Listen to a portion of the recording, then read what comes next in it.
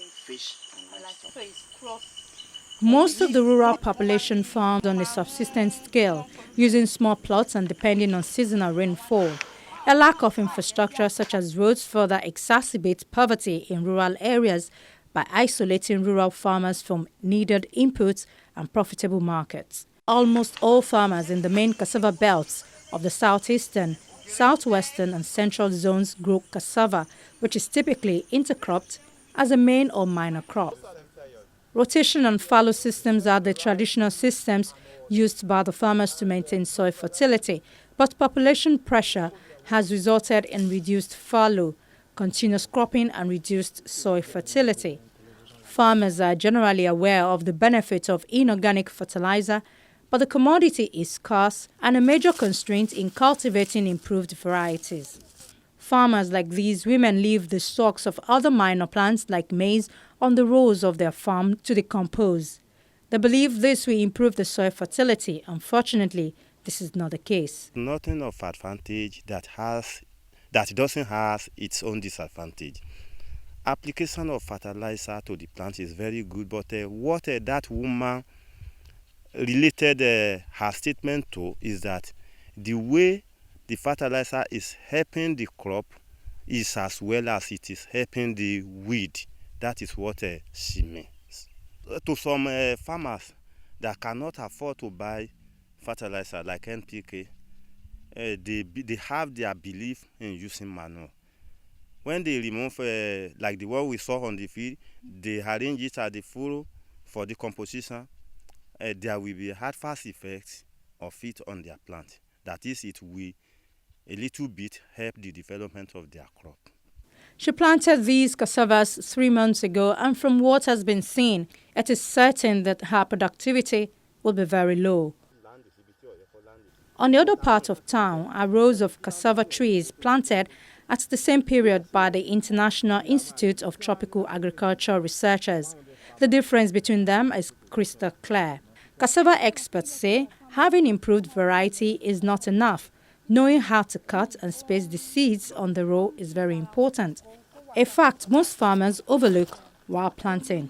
I've been breeding for cassava for 25 years, and the issue is we've come up with varieties that can give you up to 40 tons per hectare, which means the potential is in the varieties. Nigeria has released most of these improved varieties, extended them to farmers, but farmers are not getting that yield that are the potential yields of these varieties. Why?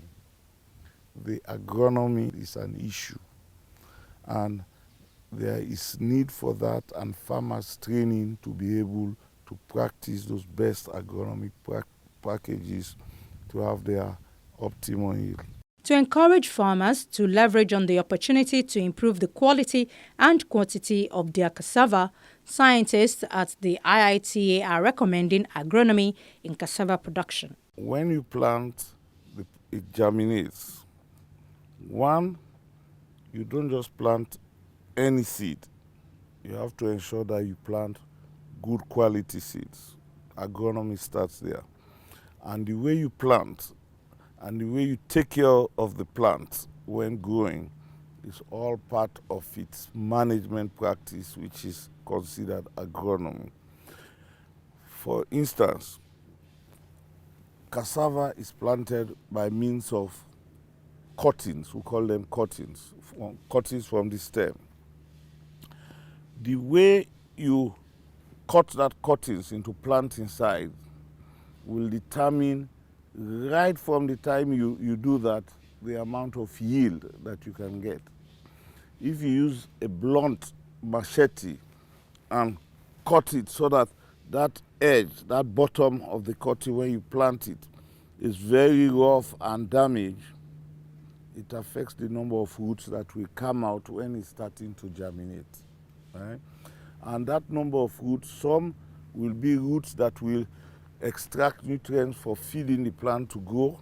Then some will also specialize to be able to store starch, which is what is demanded in the tubers. So if you damage it, you have fewer roots, and if you have fewer roots, you have, for instance, 4, you want half 50% to become roots that will be supplying nutrients, and 50% it will be 2-2. But if you use a sharp object and cut it so that that ground bottom is fine, you'll have more roots coming out, say for instance 10. And if you say the distribution is 50-50, 55 of that will become feeding roots, and 5 of that will become tuberous root, which you call the tubers. So that's the logic. And that's just one. The angle at which you plant, the spacing at which you plant, which will give you the population. We used to be thinking that 10,000 plants per hectare is what you should have in the field. And so you should plant at 1 meter by 1 meter spacing, 1 meter between rows and 1 meter between plants. Cassava is a long duration crop. It takes 1 year, whereas maize, 4 months, you can harvest your maize, the early maize. But because cassava is a long duration crop, goes through that long period, it suffers from uncertainties. Heavy wind will come and knock some down. Animals, rodents, grass cutters will come and eat some up and knock them down. So many things, termites can come and destroy the roots and knock them down. So if you know that 10,000 plants is the optimum, and you know that it's a long duration crop, you may never get 10,000 hectares by the time you harvest 1 year after planting. Don't use 1 meter by 1 meter spacing, which will give you 10,000, but rather use 1 meter by 0.8, which will give you 12,500. And in so doing, by the time you're harvesting, because of the uncertainties, you will get 10,000 plants per hectare that you will uproot and have their tubers from them.